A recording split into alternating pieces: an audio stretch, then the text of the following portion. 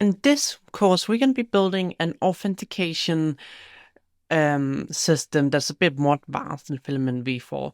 So we're going to be taking a look at how we can add in things such as I accept terms and conditions, custom sign up, adding registration to it. We can essentially just go ahead in here and pass in some different details and sign up. Now we are on the dashboard. The other thing you'll notice is that we have this policies form here, which allows us to create a terms of service, privacy policy, cookie policy, or refund policy. Now, we're going to go through and quickly look at how we can detect changes in this so that you may perform an action, for example, emailing every user about an update to a specific policy.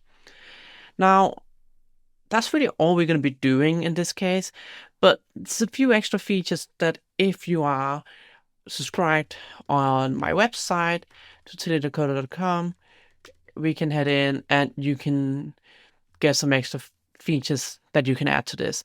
So I'll show you that in a moment. At the moment, though, we have Black Friday sale on Friday, and we have 40% off until Friday, where it goes up to 70%.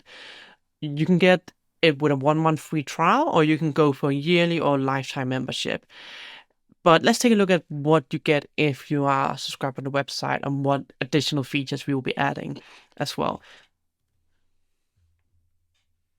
One of the things we're going to be adding is a wizard here. So you can use this wizard step maker to essentially customize your registration page even further, add multiple steps to it. Let's imagine you have a tenant signing up and you want to add more details in here, you can do that.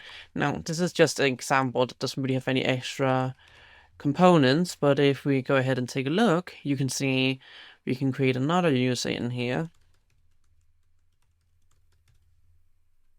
And there we go. And we just have this a bit more customized. Now, we're also going to be customizing the login page, which will only be on the website again. We're also going to be looking at how we can output the policy on the page, displaying the version and the terms and condition, how we can do that neatly and take into factor various things such as if it doesn't exist. That's one of the other things that you'll get if you do end up subscribing to the channel. But before we go on, there's one last thing that we're also going to be working on, which is shown how you can detect in the video we're doing here when something has changed. But we're not really dealing with how we manage and send out the email for when something has changed. We just show you where you can add it in, but how you send it to the users efficiently, that's something we're also going to be doing in here. So we will be just sending out a boilerplate email, which is the last thing that you will also get access to on the website. Okay, so to start out with, let's do a new application and call this Advanced Filament Auth. Let's use Livewire. The inbuilt authentication system in this case, we're not going to be using WorkOS because that won't really work the same way with what we're doing here. We're going to be using Lava Vault, although we're not really going to be touching much of the front end. I am going to be quickly showing how we can output the terms and conditions in a folder that I'll just take from a components library and add in, but we're not really going to be looking a lot on that. We can also look at outputting the terms and condition on a page. So we are going to use it a tiny bit, but not that much. We're not going to use any AI assistant in this project. So once this is installed, it will ask for you to run npm run build. And once that's done, let's go into our application now and open it up. There we go. So the first thing we can do now that we have this application installed is install Filament. So let's head in, just quickly install it. We can open up the terminal. And we want to make a Filament user. So we can just call this use Matilde, add in some details. There we go. So let's go into advanced filament of, dot test. Let's head into the login page. Actually, add into admin/login. There we go. So the first thing we can do in here is we can head in and require this auth enhancer. So it's a few things to note. Before we even install this, let's look inside our admin panel provider. And let's look at login. So what happens in here? We have a closure in here, and we have an action. This action uses a simple login page, which uses a bunch of features in here to essentially authenticate the user. So it already has a custom things you can add in here. Now, that's not really what we're going to be looking at in this video, but you could do that. We can then go ahead in here and now say plugins. And let's head in and add this into a custom theme. So I'm going to say PHP Artisan make filament theme. So if we take a look at this now, inside our resources, CSS, filament, theme.css, what we can look at here is that we will need to have this in a wide configuration. So I'm gonna put this down here. Then we're gonna add in this wide theme feature here to our filament admin panel.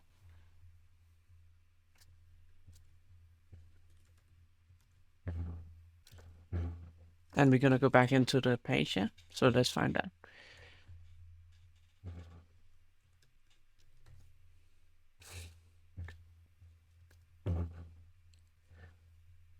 So inside our theme.css, let's make sure we add this in. npm run dev.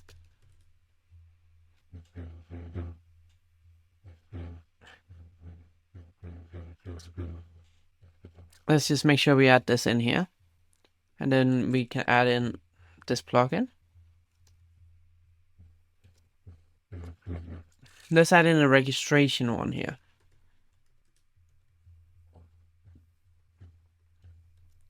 So you can see we already have this new layout here, which looks better.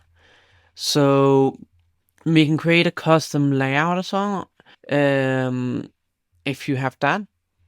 So we have a form panel position where we can change where the form is, mobile form panel position, form panel width, and the background color. And we could have an empty panel URL, and we could have the width of it, and so on. So let's take a look at this. I've got an image for this that we can use. Now, while this isn't a WebP image, I would recommend that you use that. So if we have login.webp, and I'll just grab this image.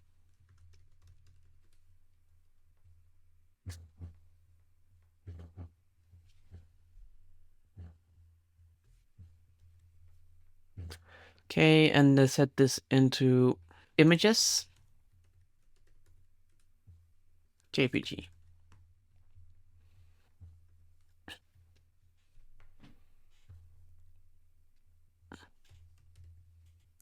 So when it's empty panel background image, and then we have to have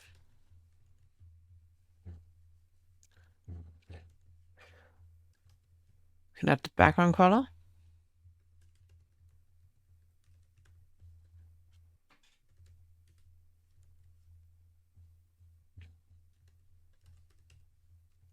That's changing the color over here. So empty panel background image URL. Let's try to have that.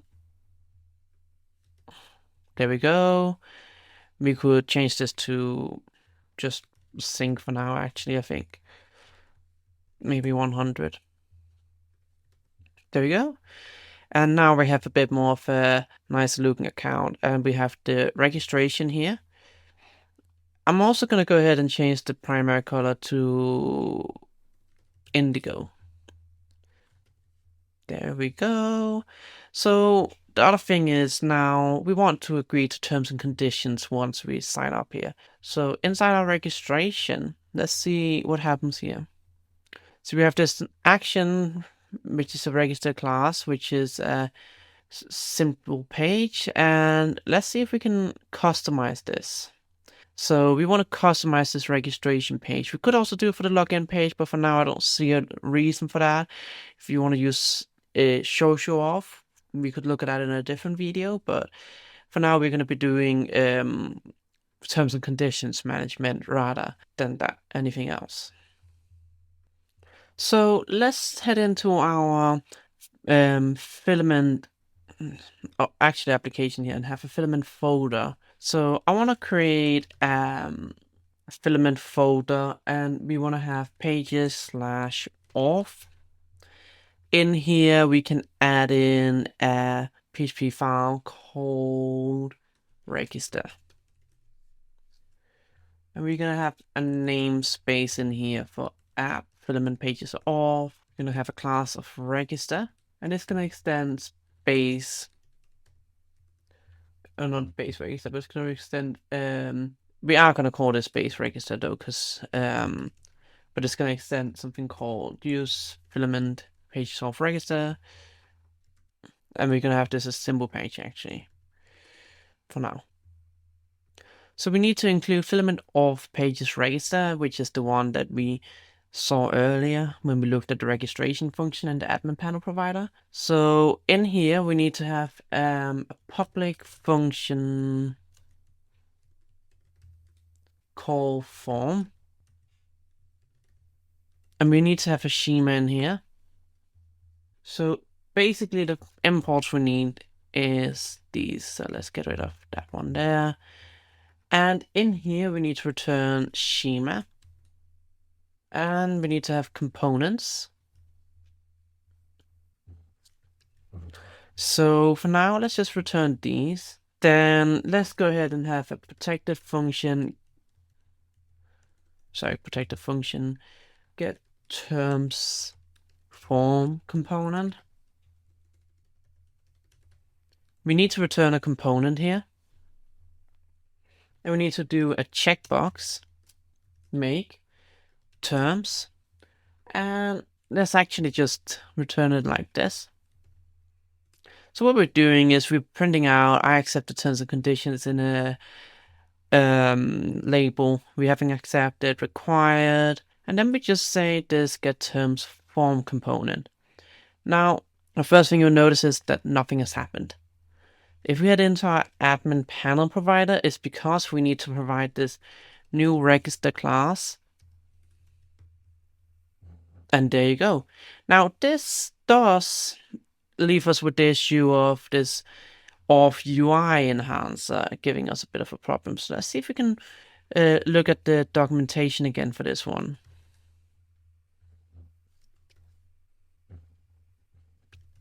So if we look at documentation, we need to use has custom layout.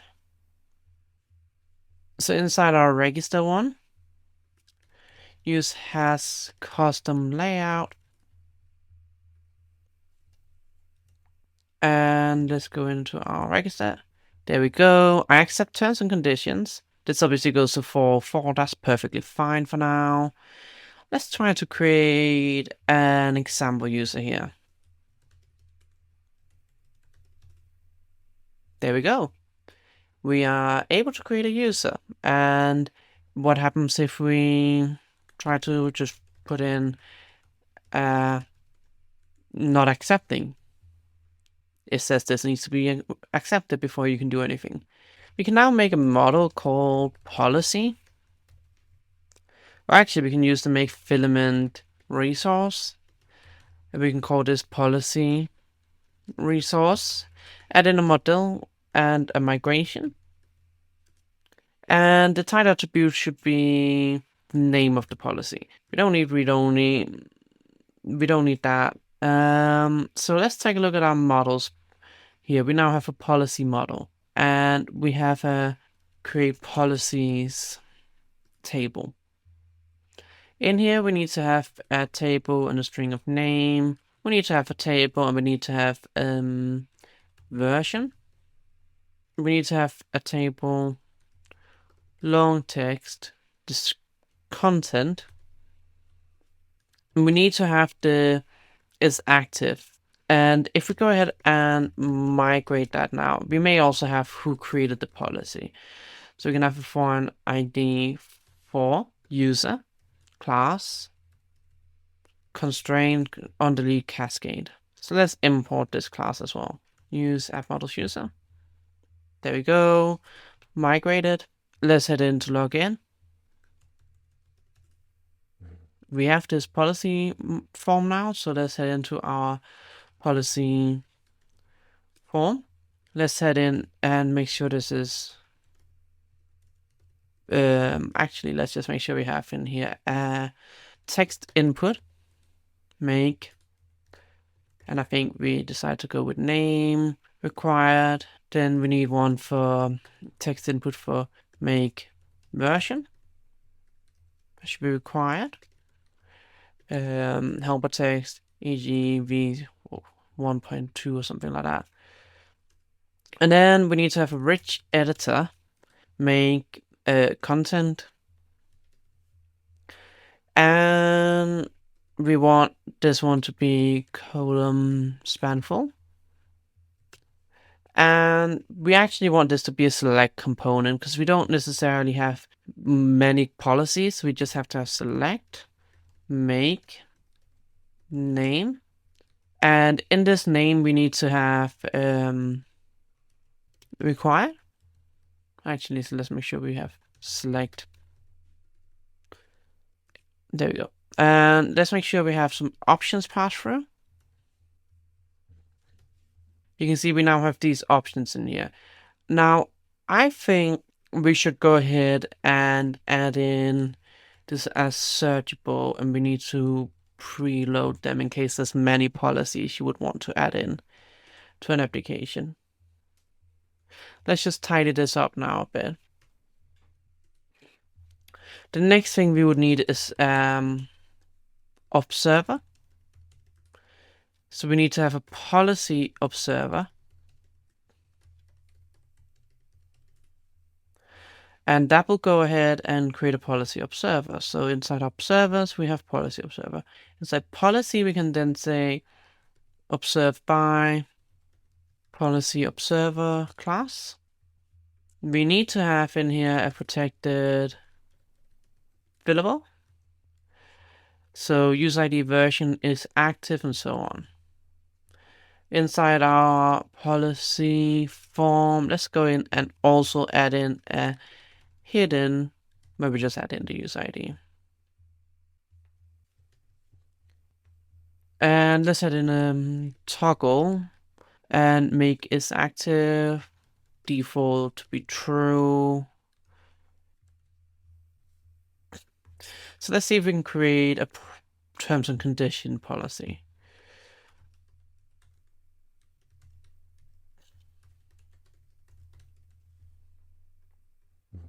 Perfect, so we can create it. So let's head into a policies table. In here we need to have a text input with the name, the version, no, sorry, not input, sorry, text column with the name, one with the version, and then we need to have a toggle column for making it active, and let's just leave it at that for now. So we now have the ability to add in a bunch of content in here, we have the version and so on. Now inside our policy observer, we need to detect now when it's created, whether and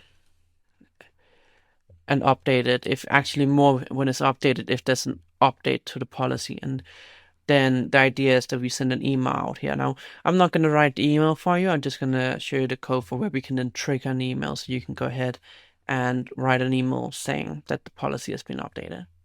Then inside here, we can say if policy was changed and is the version. The version is what I think is the best to go with. And then in this case, we can just log policy ID and version. So I'm gonna add in a void. What would happen in this case is if we head into our storage logs, we have a log file that should be created. I've just deleted this so that is tidy. Now I'm gonna change this to version 0.101. Let's see what happens here. Policy ID was changed. That's perfect. So now in here you can essentially trigger an email to be sent. Either queue it up or I would prefer probably in this case to queue it up because this is not an important email to be sent out immediately, but I'll do it sooner rather than later. If a policy was created, it could be as simple as just saying we want to email everyone then. And obviously to email the users, you would just go through the users in here. So that's not really what this video is about, but it's just more how can I effectively notify my users about a change to the terms and conditions or a change to cookie policy so that they can be kept up to date with the legal compliance as well. Being different in each country, maybe quite neat to have a feature such as that. And yeah, outside of that, it's really just about rendering it in here. So we can quickly make a Vault component called policy page. But basically inside this policy page, all we need is really just to render it out based on which kind of policy it is. And given we know there's only a certain amount of policies, we could just do something along the lines of passing through specific variable depending on the root of that. Not going to go into too much detail here, but essentially you just create a vault page and you could say terms and conditions and so on and render them out based on which one it is on if conditions based on the naming, because the naming should be consistent. And then you can determine the slug. You could even add a slug filled into the policy page if you want to make it a bit nicer looking. But that's all for this video. That's how we can customize the auth page to a much greater extent and make it look a lot nicer in Filament v4.